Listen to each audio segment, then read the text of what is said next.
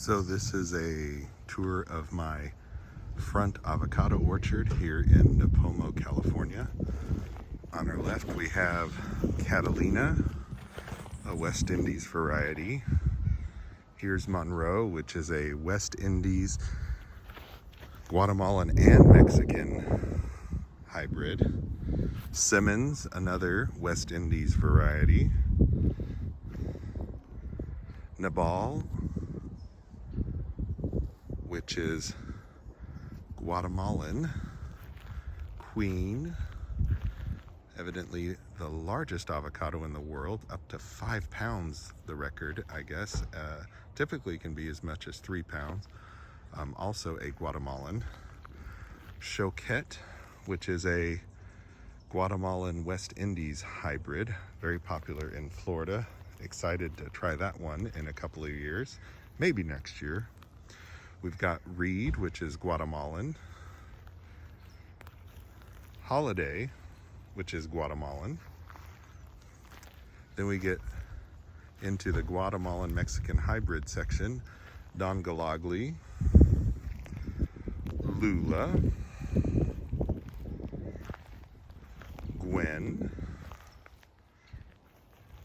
Adranal, and Adranal actually has a few avocados that are on the tree and in production already.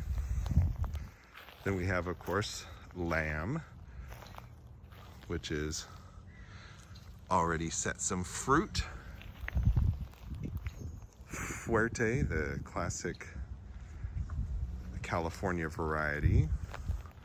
Kona Charwil, which I guess is primarily raised in Hawaii. Pinkerton, which is famous for its oblong shape. These are still Mexican Guatemalan hybrids. Wirtz, which is also known as Little Cotto, very productive, although known for being a dwarf variety.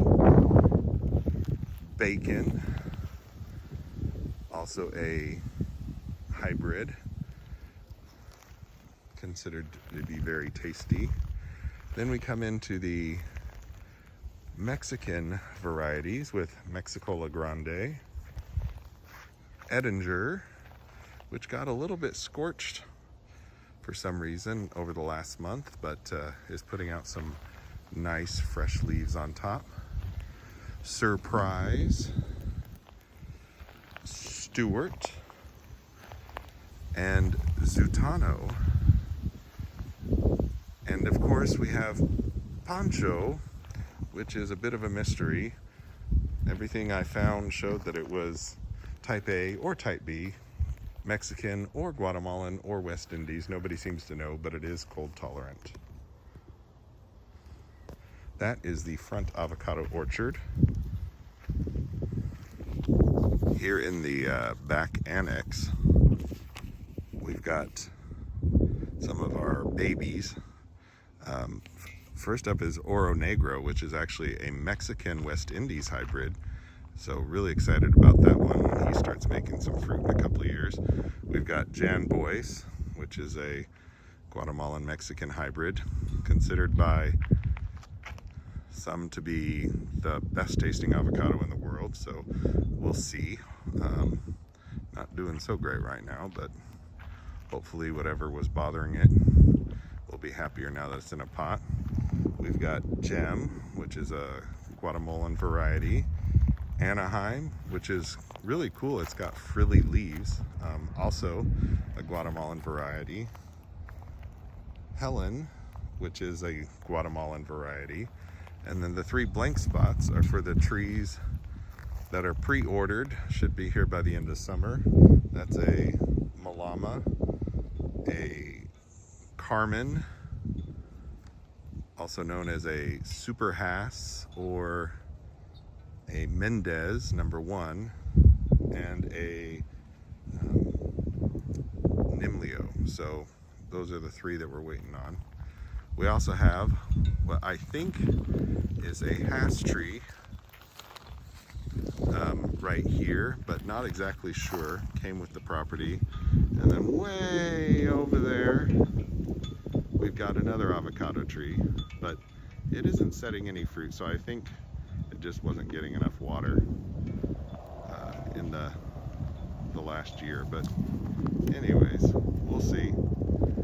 This is, again, the back annex where the smaller trees are given a chance in full sun all day long to grow as fast as they can.